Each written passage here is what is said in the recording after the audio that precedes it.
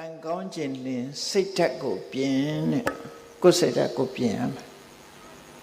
စိတ်ဓာတ်ပြင်ရမယ်ဘာတွေပြင်ရမလဲကံကောင်းတဲ့ဆိုတာဘာလဲကိုယ်တဏ္ဍာမှာကောင်းတဲ့ကံဆိုတာဟာကောင်းကျိုးချမ်းသာပေးမှကံကောင်းတယ်လို့ခေါ်တာလေကံဆိုတာနှမျိုးပဲရှိတယ်ကုသိုလ်ကံနဲ့အကုသိုလ်ကံကုသိုလ်ကံဆိုတာကောင်းတဲ့အပြစ်ကင်းပြီးကောင်းကျိုးချမ်းသာတွေကိုပေးတာကိုကုသိုလ်ကံလို့ခေါ်ပြီးတော့အကုသိုလ်ကံကြတော့အပြစ်ရှိပြီးတော့ဆင်းရဲတဲ့အကျိုးကိုပေးတာကိုအကုသိုလ်ကံလို့ခေါ်တယ်အဲ့တော့ကံကောင်းဆိုတာကုသိုလ်ကံကိုပြောပြီးကံဆိုးဆိုတာအကုသိုလ်ကံကိုပြောတာနော်လောကလူတွေကကံဆိုးကံကောင်းကိုကုသိုလ်အကုသိုလ်ကံမပြောဘဲနဲ့ထီပေါက်ရင်လည်းကံကောင်းတယ်လို့စီးပွားဥစ္စာတက်လာရင်လည်းကံကောင်းတယ်လို့ထင်အဲ့ဒါတကယ်ကတော့ကံရဲ့အကျိုးသာလည်းဖြစ်တယ်ကံကောင်းတာမဟုတ်သေးဘူးနော်တယောက်တယောက်နှုတ်ဆက်တဲ့အခါတို့ဆူတောင်းတဲ့အခါကျကံကောင်းပါစေပြောကြ good luck ဆိုတာနော်ဗမာပြည်ကလူတွေသာဒီလိုပြောတာမဟုတ်ဘူးဗမာစကားနဲ့မဟုတ်တဲ့အခါကျတော့လေ good luck ပဲကံကောင်းပါစေလို့ပြောကြတာအဲ့တော့ကံကောင်းတာထီပေါက်ရင်လည်းကံကောင်းတယ်လို့ပြောတယ်စီးပွားဥစ္စာတိုးတက်ရင်လည်းကံကောင်းတယ်လို့ပြောတယ်အစည်းရင်ကလွတ်သွားရင်လည်းကံကောင်းတယ်လို့ပြောတယ်အဖမ်းမခံရရင်လည်းကံကောင်းတယ်လို့ပြောတယ်အမျိုးစုံပဲကံကောင်းတယ်လို့ပြောတာတွေကအဲ့ဒါဟာ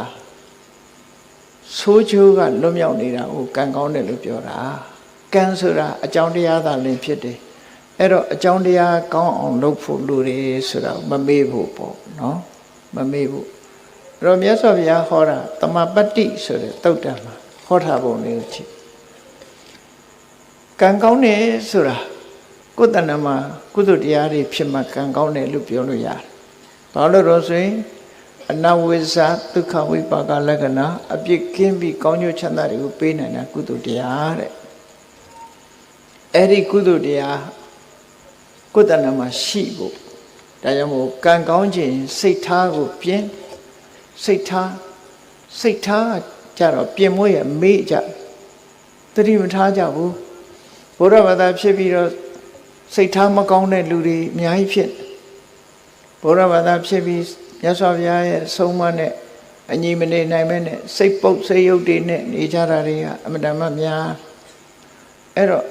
စိတ်ထားကိုဘယ်လိုပြင်ရမလဲလို့ဆိုတာကိုကြည့်မြတ်စွာဘုရားရဲ့အဆုံးအမအပေါ်သို့မဟုတ်ကောင်းတဲ့အလုပ်လုပ်ရတဲ့အပေါ်မှာယုံကြည်မှုစိတ်ဝင်စားမှုနေပါတာကိုအတ္တထသရတရားကင်းမဲ့ခြင်းလို့ဆိုတော့လူတယောက်ဟာစိတ်ဝင်စားဘူးဆိုရင်ကိုယ်အိမ်မှာကိုယ်ဝယ်ထားတဲ့ဘုရားကန်းတော်တန်ရှင်းလှုပ်ချင်မှလုပ်မှလေစိတ်ဝင်စားပန်းလဲဖို့လည်းစိတ်ဝင်စားဥပုံနေဥပုဆောင်ဖို့လည်းစိတ်ဝင်စားမနဲ့ထားတန်ဃာတွေဆုံးလောင်းဖို့ဆိုစိတ်ဝင်စားအဲ့ဒီလိုတရားပွဲရှိလို့တရားပွဲသွားဖို့တရားနာဖို့စိတ်ဝင်စားအဲ့ဒါအတ္တထလို့ခေါ်တယ်အဲ့ဒီအတ္တထဆိုတဲ့မယုံကြည်မှုရှိလို့ရှိရင်စိတ်ကောင်းတဲ့အလုပ်ကိုစိတ်မဝင်စားဘူးဆိုရင်ကံမကောင်းဘူးတဲ့ဒါကြောင့်ကံမကောင်းစေတတ်တဲ့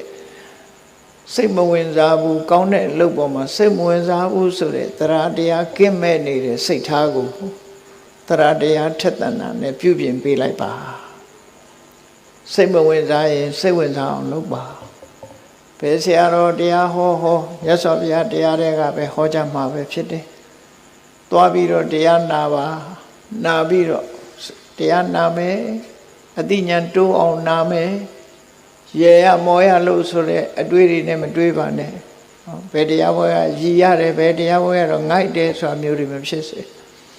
တရားနာတယ်ဆိုတာဘာအတွက်နာအသိဉာဏ်ရဖို့နာအနုဆိုလကအညောင်းခံပြီးဘာလို့လာငုတ်တုတ်ထိုင်မလို့အသိဉာဏ်ရမှတန်ဖိုးရှိတော့ပေါ့ဒါကြောင့်မို့မယုံကြည်မှုဆိုတဲ့တရားတရားကင်းမဲ့တဲ့စိတ်နေသဘောတရားကိုယုံကြည်မှုဆိုတာကိုယ်စိတ်ဓာတ်နဲ့ယုံကြည်မှုဆိုတဲ့စိတ်ထားပဲရအောင်ပြုပြင်ပေးရမယ်ဒါတစ်ချက်အာဟိရိကာဆိုတဲ့ လောကလူတွေဟာမဟုတ်တာလုပ်ရမှာမရှက်ဘူးမဟုတ်တဲ့အလုပ်ကိုမယွံမုန်းဘူး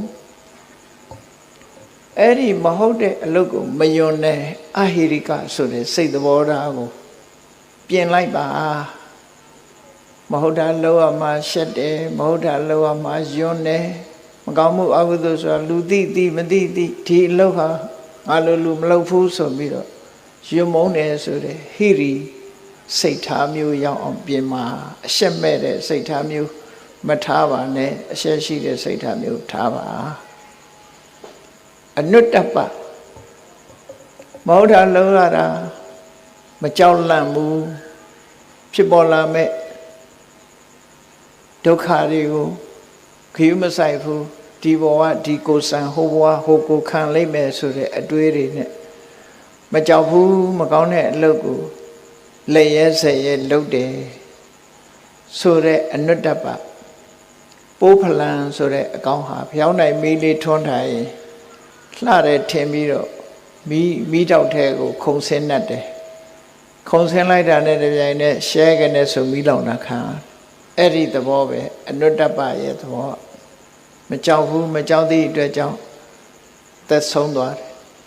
အေးမကောင်းမှုလုပ်ရမှာမကြောက်ဘူးပတ်ဝန်းကျင်ကိုခရီးမဆိုင်ဘူး I don't care ဆိုတဲ့လူတွေပေါ့နော်ဘယ်သူမှခရီးမဆိုင်ဘူးဆိုတဲ့အဲ့ဒီစိတ်ဓာတ်မျိုးကိုပတ်ဝန်းကျင်ကိုလေးစားမယ်အမေဖေးဆရာသမားတွေရဲ့ဂုဏ်သိက္ခာကိုထိမ့်မယ်ကိုယ်ပတ်ဝန်းကျင်ကိုလူမျိုးကိုထိမ့်မယ်ဆိုတဲ့ပတ်ဝန်းကျင်ကိုလေးစားတဲ့စိတ်ဓာတ်မျိုးထားပါပြင်ရမှာဖြစ်တယ်ပေါ့မကောင်းတဲ့အလုပ်ကိုမလုပ်ဘူးနောက်တစ်ခုကဘာတော့ဆိုလူတွေမှာစိတ်ဓာတ်နှမျိုးရှိတယ်အလုပ်တစ်ခုလုပ်ချင်လုပ်မယ်ဆိုရင်အချိန်ဆွဲတယ်အပြင်းထူတယ်နော်အပြင်းထူတယ်အချိန်ဆွဲတယ်ဆိုဘယ်လိုဆွဲလဲဆိုစောပါသေးတယ်နော်စောပါသေးတယ်စောနေတဲ့အချိန်ဆိုရင်စောသေးတယ်ဟောရာသီဥတုကအေးလို့ရှင်လဲရာသီဥတုကအေးတယ်အေးလွန်းနေတယ်ပူတဲ့အခါကျတော့လဲပူလွန်းနေနောက်ကျသွားလို့ရှင်လဲနောက်ကျသွားပြီစင်ကြီးလေးတွေပေးပြီးတော့လူဟာအပြင်းထူတတ်တယ်အဲ့ဒီအပြင်းထူအချိန်ဆွဲတဲ့အကျင့်ကိုစိတ်နေသဘောထားကိုဖယ်ရှားပြရမယ်ဘယ်လို့ကိုကစောစီစီရောက်အောင်လုပ်ပြီးတော့ကိုယ်လို့ပြီးအောင်ကြိုးစားမယ်ဆိုတဲ့လုံလဝိရိယရှိရနော်အဲ့လိုလုပ်တဲ့အခါမှာစင်ကြီးပေးတတ်တဲ့လူတွေဟာ